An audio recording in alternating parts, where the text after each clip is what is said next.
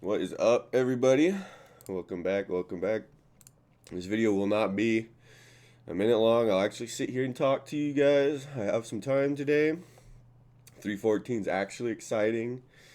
We have our boy Volk coming back. All or nothing run right here. So let's get into this. There's actually some good fights on this card. I'm excited about it. Let's just jump right in. We got Nora Cornole and Haley Kawan. I don't know who either of these fine ladies are. But we're going to pick the favorite. We're going to start off safe. Like, this girl's got, I think that's a face tat. Maybe it's just a weird resolution. But I think she's going to smoke this girl.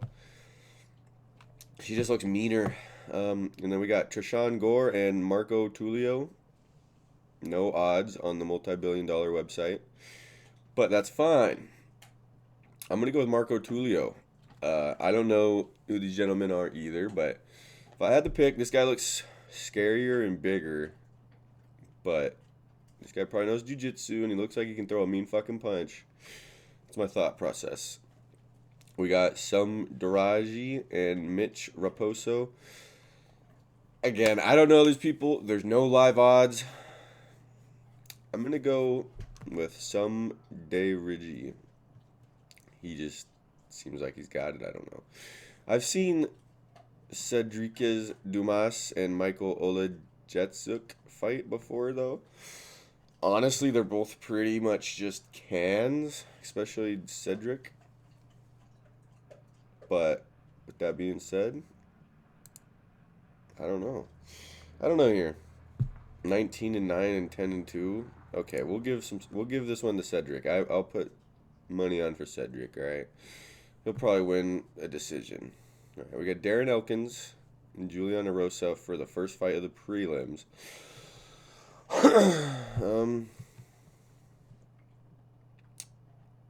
The damage, dude. What a fucking tattoo. Yeah, we're going to go with the damage. I just have to. It's too good not to. He's probably realistically going to lose. He's not good, but I like him. All right, we got Jim Miller versus Chase Hooper. Now, this is actually an interesting fight to me because Chase Hooper's good. He's really good. But I don't know if he has, what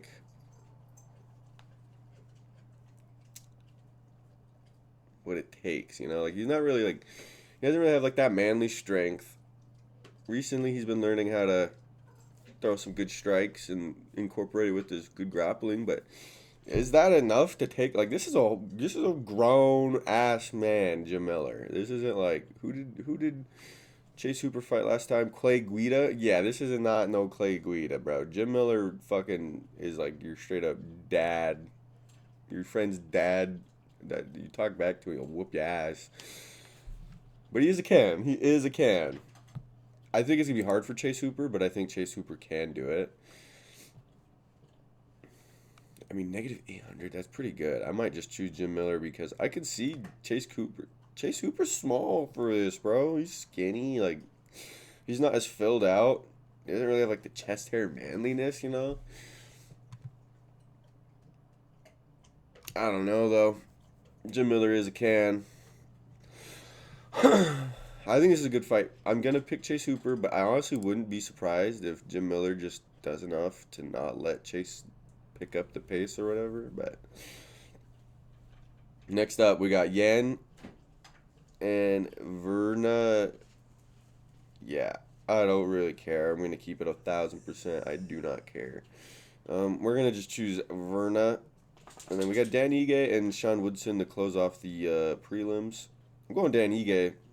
My man Dan Ige. I don't care what they say, dude. Your last performance was alright. We got Nikita Krylov and Dominic Reyes. We want Dominic Reyes to win, obviously. But what the fuck are they doing to him? They're really just feeding him the most random ranked opponent they can. Dude, I feel like Dominic Reyes deserves some kind of names. He fought John Jones. He fought some pretty big names. Why is he fighting this random nobody? But I'm going to pick the random nobody because I just don't think Reyes has it in him. He did good last time, but it wasn't that against Anthony Smith. So, yeah. All right, bro. We got Bryce Mitchell and John Silva. This fight is honestly what I'm most excited for. This shit is going to be lit. This shit is going to be lit. We got the fishing guy and then this crazy barking guy. This is honestly a hard pick. Bryce Mitchell's the underdog. It's a good fight. If Bryce Mitchell's taking this serious, I think he can do it. But if he's not, and he just goes out there trying to swing on John Silva, he's probably going to get slept for like the third time. But I think he can do it. His wrestling's definitely better. A little bit unique in the way like he just does weird ass stuff. I don't know though. Gene Silva really only needs to land one, and Bryce Mitchell's out. I'm gonna pick Mitchell because he's the underdog, but I really wouldn't be surprised either way. This is a 50-50 fight in my opinion. We got Yair Rodriguez and Pitbull from Bellator coming over. No odds, no picture. This is actually just sad. These fights are in 2 days. My birthday's tomorrow, and then the fight's on Saturday. This is sad.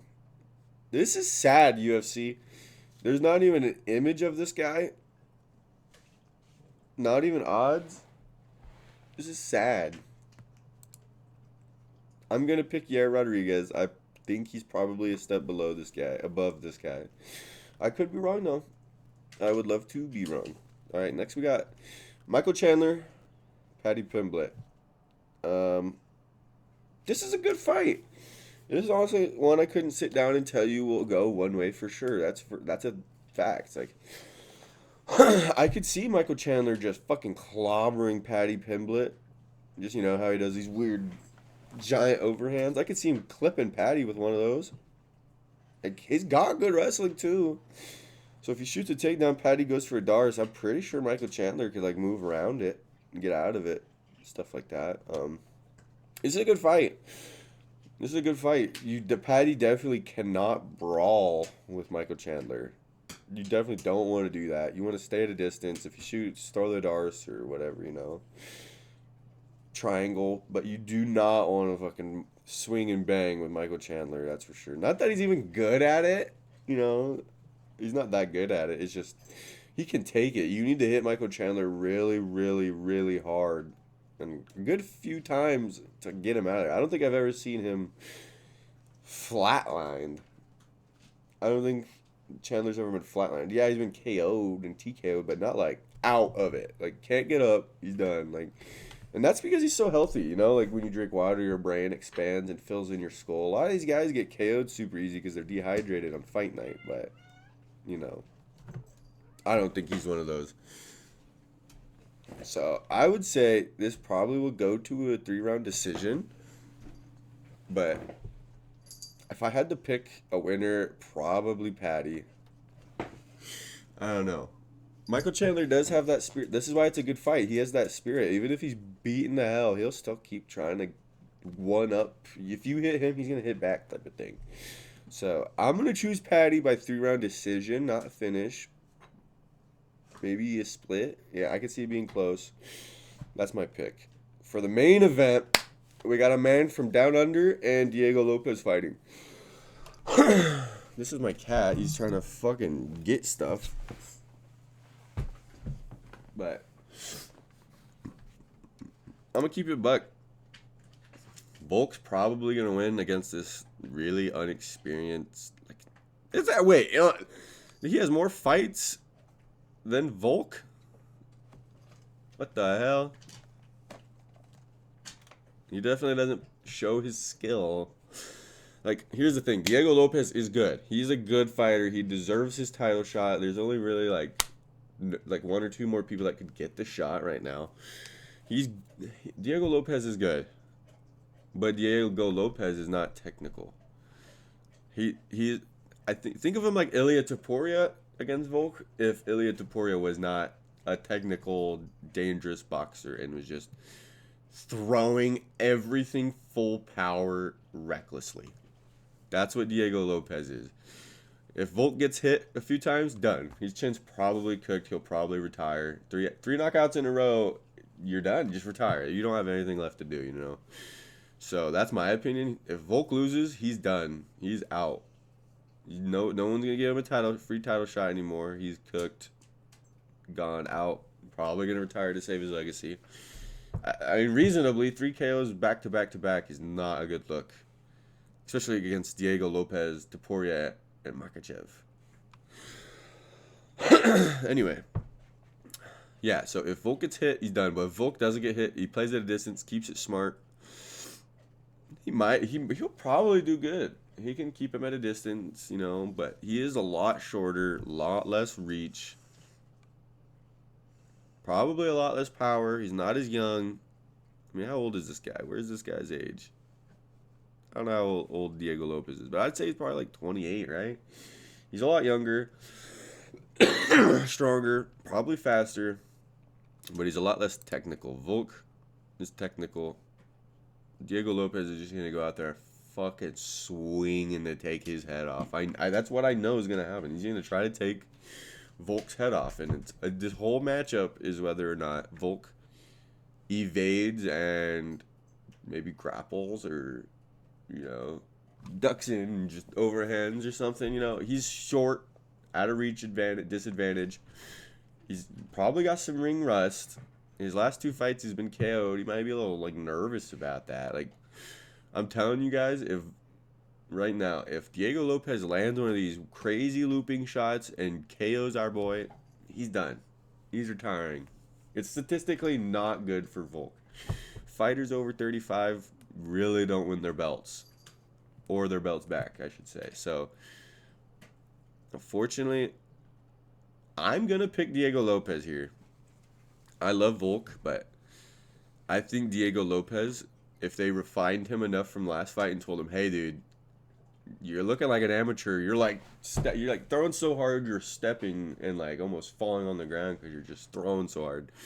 Take 50% of power off those shots and be more patient. And Volk's cooked, bro. He's short. Volk has to get in close. He has to push up to Diego Lopez. Diego Lopez can just send knees up the middle, elbows, straight rights, looping overhands, and Volk will most likely walk into them. He just has to play at a distance. He can just Sean Strickland it. He can teep kick him. He can, as long as his coaches told him that he cannot gas out. Like, you can't, if you hurt Volk, yeah, obviously pursue the finish, but you can't waste all your energy in round 2 or 1, maybe even 3, to try to finish a Volk. So that's my thoughts. I'm picking Diego Lopez, but not because Volk is worse. Just because Volk is older. He's probably got ring rust. He's probably a little scared of getting knocked out. Then just statistically, fighters over 35 don't win belts. It's just the game. It's just how the game plays. It's a young man. It's a young man's game. I think Volk's time has come. He's a good fighter, but I mean, where's he been the last 3 years besides getting knocked out and sitting out waiting to recover? I respectfully. So I'm picking Diego Lopez, not because he's better, just because it's all of the factors. So yeah, those are my picks, guys. Thanks for watching. Hopefully this was a bit of a more lengthy video for you guys. I wasn't rushed. I had time.